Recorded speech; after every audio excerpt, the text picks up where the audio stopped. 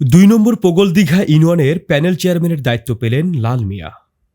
জামালপুরের সরিষাবাড়ী উপজেলার ২ নম্বর পোগলদিঘা ইউনিয়ন পরিষদের প্যানেল চেয়ারম্যান হিসেবে দায়িত্ব গ্রহণ করেছেন ৩ নম্বর ওয়ার্ডের সদস্য লাল মিয়া। বুধবার ২৬শে ফেব্রুয়ারি আনুষ্ঠানিকভাবে তিনি এই দায়িত্ব গ্রহণ করেন। ইউনিয়ন পরিষদের বর্তমান চেয়ারম্যানের অনুপস্থিতিতে প্রশাসনিক কার্যক্রম স্বাভাবিক রাখতে তাকে এই দায়িত্ব প্রদান করা হয়েছে। দীর্ঘদিন ধরে জনসেবার সঙ্গে সম্পৃক্ত লাল মিয়া ইউনিয়নের বিভিন্ন উন্নয়নমূলক কর্মকাণ্ডে গুরুত্বপূর্ণ ভূমিকা রেখে আসছেন।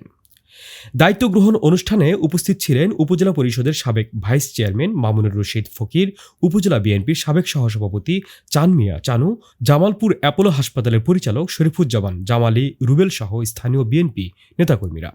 এছাড়াও স্থানীয় জনসাধারণ স্বতঃস্ফূর্তভাবে উপস্থিত হয়ে নতুন প্যানেল চেয়ারম্যানকে শুভেচ্ছা জানান।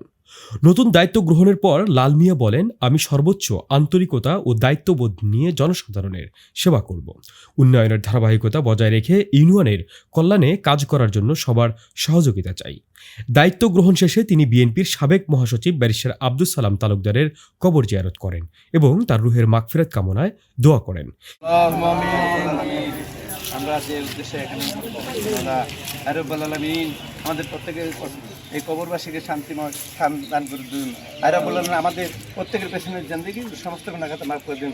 রব্বুল আলামিন পোগলদিঘা ইউনিয়ন পরিষদের চেয়ারম্যান লাল মিয়া ভাইকে সুষ্ঠুভাবে দায়িত্ব পালন করার তৌফিক দান করে দিন।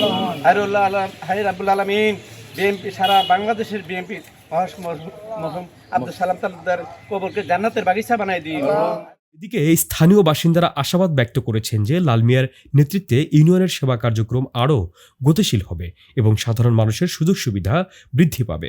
উল্লেখ্য, গত ২৩শে ফেব্রুয়ারি জেলা প্রশাসক হাসিনা বেগম একটি আদেশ জারি করেন, যার ভিত্তিতেই লাল মিয়াকে ইউনিয়ন পরিষদের প্যানেল চেয়ারম্যানের দায়িত্ব প্রদান করা হয়েছে। শাহ মোহাম্মদ ওয়ালিউল্লাহ, তরঙ্গ টিভি।